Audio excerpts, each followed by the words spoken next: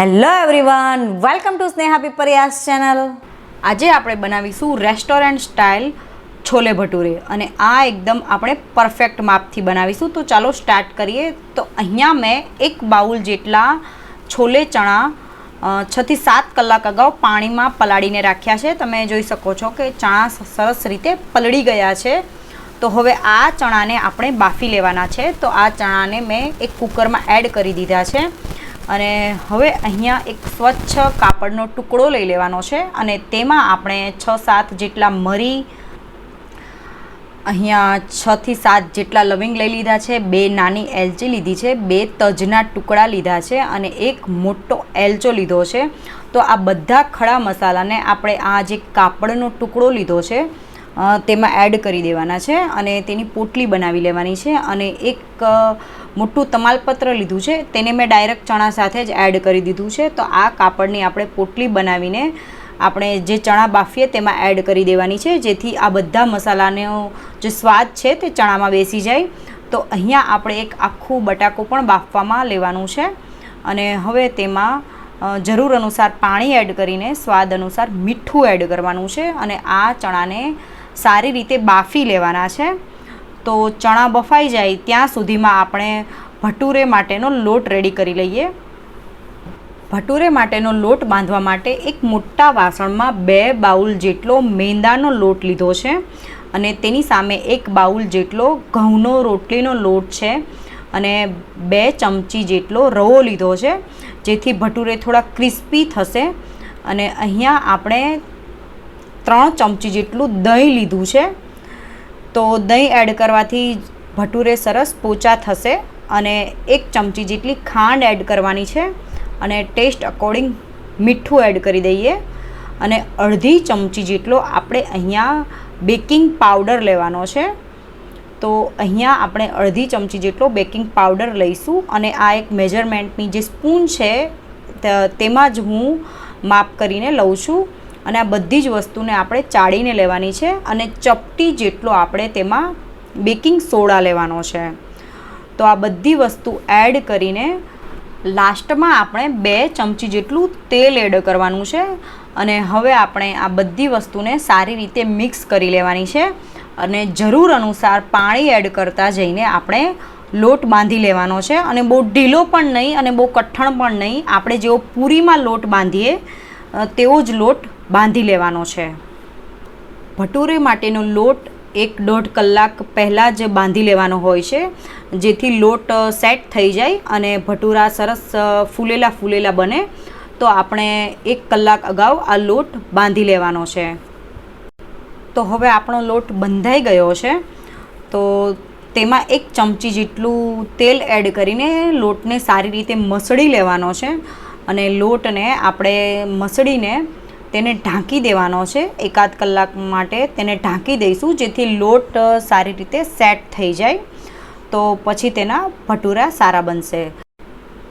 તો હવે ચણા પણ બફાઈ ગયા હશે તો લેટ મી ચેક કે ચણા કેવા બફાયા છે। તો ચણાને આવી રીતે હાથથી દબાવીને ચેક કરી લેવાનું કે પ્રોપર બફાયા છે કે નહીં। તો ચણા સરસ રીતે બફાઈ ગયા છે તો એક આખું બટાકું મેં જે નાખ્યું હતું એ હું બહાર કાઢી લઉં છું અને આ ખડા મસાલાની પોટલી પણ બહાર કાઢી લેવાની છે અને આ ચણાને આપણે એક જાળીવાળા વાસણમાં કાઢી લેવાના છે। તો હવે આપણે છોલેના વઘાર માટેના ઇન્ગ્રીડિયન્ટ્સ જોઈ લઈએ। તો અહીંયા સૌપ્રથમ તો છોલે સરસ રીતે બફાઈ ગયા છે તો આટલા ઇન્ગ્રીડિયન્ટ્સ જોઈશે આપણને।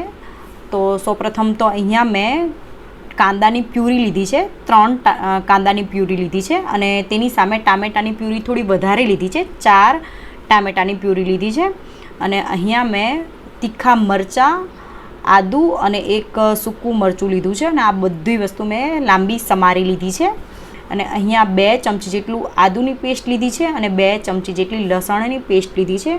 અહીંયા જે બાફેલું બટાકું હતું તેને મેશ કરી લીધું છે અને સાથે અહીંયા મગજતરી અને કાજુનો ભૂકો લીધો છે, 1 ચમચી જેટલી મગજતરી છે અને 4-5 જેટલા કાજુ છે જેથી પંજાબી જેવો ટેસ્ટ આવશે મગજતરી અને કાજુનો ભૂકો એડ કરવાથી।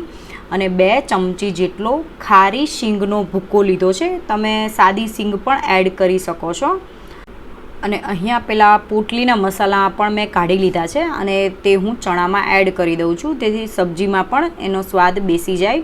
તો હવે આપણે ફાઇનલી વઘાર કરી લઈએ. તો એક મોટા વાસણમાં મેં અહીંયા અડધા બાઉલથી પણ ઓછું એવું તેલ ગરમ કરવા માટે મૂક્યું છે. અને તેલ ગરમ થઈ જાય તો સૌપ્રથમ આપણે તેમાં અડધી ચમચી જેટલી હિંગ એડ કરવાની છે, અડધી ચમચી જેટલી હળદર એડ કરીશું અને આદુ અને જે મરચાં લાંબા સમારીને લીધા છે તે ડાયરેક્ટ તેલમાં એડ કરી દેવાના છે. અને અહીંયા આપણે 2 ચમચી જેટલી લસણ અને આદુની પેસ્ટ છે તેને પણ એડ કરી દઈએ અને આ બધી વસ્તુને સારી રીતે સાંતળી લેવાની છે. અને પછી આપણે તેમાં કાંદાની પ્યુરી એડ કરી દેવાની છે અને કાંદાની પ્યુરી સરસ રીતે ચડી જાય અને તેલ ઉપર છૂટી જાય પછી આપણે તેમાં ટામેટાની પ્યુરી એડ કરીશું. અને અહીંયા તમે તમારા ટેસ્ટ અકોર્ડિંગ વધતા ઓછા પ્રમાણમાં તેલ લઈ શકો છો. અહીંયા મેં મીડિયમ જ રાખ્યું છે. તો તમે જોઈ શકો છો કે હવે તેલ ઉપર છૂટી ગયું છે અને કાંદા સરસ રીતે ચડી ગયા છે. તો હવે આપણે ટામેટાની પ્યુરી એડ કરી દઈએ અને સારી રીતે મિક્સ કરી દઈએ. હવે આપણે એકાદ મિનિટ પછી 2 ચમચી જેટલું લાલ મરચું પાવડર એડ કરવાનું છે. અહીંયા મેં કાશ્મીરી લાલ મરચું પાવડર લીધું છે જેથી સરસ રેડ કલર આવે. અને 2 ચમચી જેટલું ધાણા જીરું પાવડર એડ કરવાનું છે અને મિક્સ કરી લઈએ. અને હવે આપણે થોડી વાર માટે આ પ્યુરીને ઢાંકી દેવાની છે અને તેલ ઉપર આવે ત્યાં સુધી આપણે આ ગ્રેવીને ચડવા દેવાની છે. સો એકાદ 2 મિનિટ પછી તમે જોઈ શકો છો કે તેલ સરસ રીતે ઉપર આવી ગયું છે અને આપણી ગ્રેવી રેડી છે.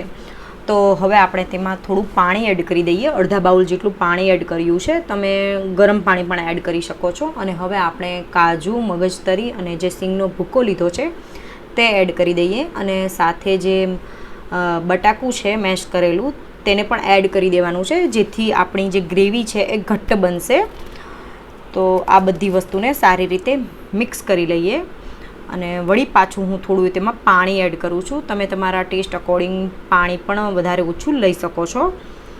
તો સરસ રીતે ગ્રેવી થઈ ગઈ છે. તો લાસ્ટમાં હું ટેસ્ટ અકોર્ડિંગ મીઠું એડ કરું છું. મીઠું હંમેશા લાસ્ટમાં એડ કરવું જેથી ગ્રેવી નીચે બેસી ના જાય. અને હવે આપણે જે બાફેલા ચણા છે તે એડ કરી દેવાના છે અને સારી રીતે મિક્સ કરી લઈએ. હવે આપણે આમાં 2 ચમચી જેટલો છોલેનો મસાલો અને અડધી ચમચી જેટલો ગરમ મસાલો એડ કરીએ જેથી સરસ રેસ્ટોરન્ટ સ્ટાઇલ સબ્જી આપણી રેડી થાય. અને હવે આ ચણા અને ગ્રેવીને સારી રીતે મિક્સ થાય ત્યાં સુધી આપણે આ સબ્જીને ચડવા દેવાની છે. અને સબ્જી સરસ રીતે ચડી જાય અને ઉપર તેલ છૂટું પડી જાય પછી આપણે લાસ્ટમાં ઘરની દૂધની તાજી મલાઈ એડ કરવાની છે અને વળી પાછું આપણે સારી રીતે મિક્સ કરી લઈએ. તો હવે આપણી ઓલમોસ્ટ સબ્જી રેડી છે.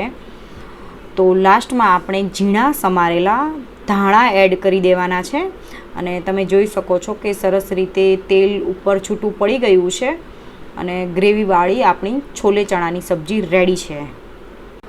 સો હવે આપણે ભટુરા બનાવી લઈએ. તો આપણે લોટ અગાઉથી જ બાંધીને રાખ્યો છે. તો તમે જોઈ શકો છો કે લોટ હવે સારી રીતે સેટ થઈ ગયો છે.